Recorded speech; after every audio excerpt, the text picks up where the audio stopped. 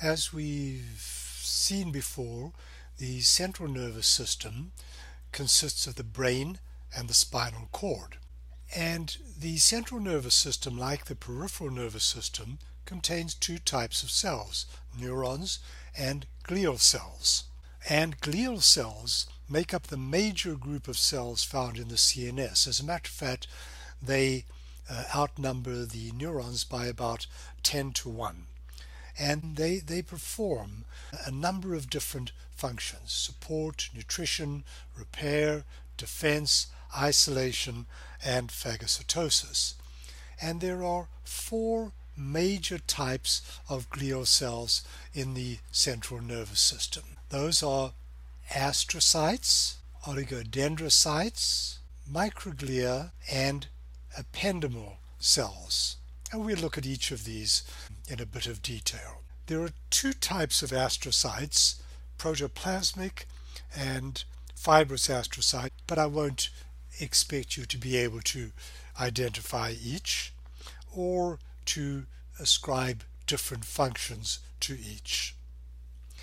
But astrocytes are the most numerous glial cells in the central nervous system, and they perform a number of important functions.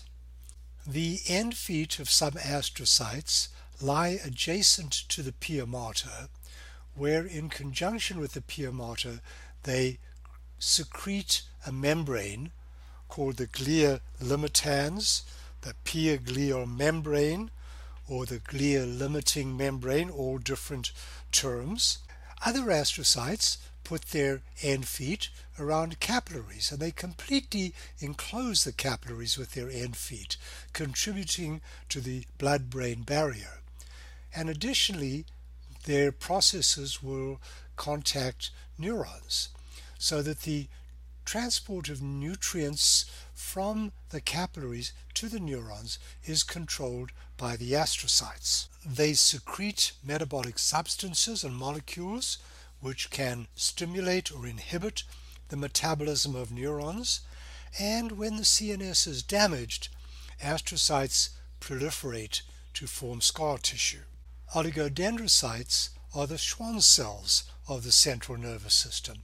They myelinate the axons of the neurons found within the central nervous system. One difference between oligodendrocytes and Schwann cells is that whereas a single Schwann cell can only myelinate a single axon, oligodendrocytes can myelinate numerous axons. They send out their processes and wrap them around different axons. Microglia are small elongated cells, and they're only found in small numbers, and they're phagocytic cells. They are members of the mononucleophagocyte system and are derived from monocytes. And they function as well as antigen-presenting cells, as they express class II major histocompatibility molecules on their surface. And since they are phagocytic, they're involved in inflammation and repair in the CNS. And finally, ependymal cells are ciliated cells that line the fluid-filled cavities of the brain, the ventricles and the central canal of the spinal cord. They have the characteristics of fluid-transporting cells, and in the ventricles of the brain they are modified to form the choroid plexus, which produces cerebrospinal fluid. This diagram just shows a single oligodendrocyte sending out processes and myelinating a number of axons, but these axons will have nodes of Ranvier just as they do in the peripheral nervous system. And here is an H&E stained section of the white matter of the brain, and it shows the various kinds of glial cells, or what one can see of the various kind of glial cells. Astrocytes are the biggest and most numerous of these cells. They have large nuclei, fairly euchromatic nuclei. Oligodendrocytes have smaller, denser nuclei, more heterochromatin, and microglia are these cigar-shaped nuclei representing these phagocytic cells. Don't forget that there are myelinated axons as well as unmyelinated axons passing through the various compartments of the brain. And I would expect you to be able to identify these various types of cells in an exam question and to know their functions. The brain is made up of numerous distinct regions, including the cerebrum or cerebellar cortex, the outer part of the cerebrum, the cerebellum, the medulla oblongata, the thalamus, the hypothalamus, and the brain stem. It has virtually no connective tissue and therefore is a very soft gel-like organ, and we'll only look very superficially at the cerebrum and the cerebellum. A major difference, structural difference between the brain and the spinal cord is the distribution of white matter and gray matter.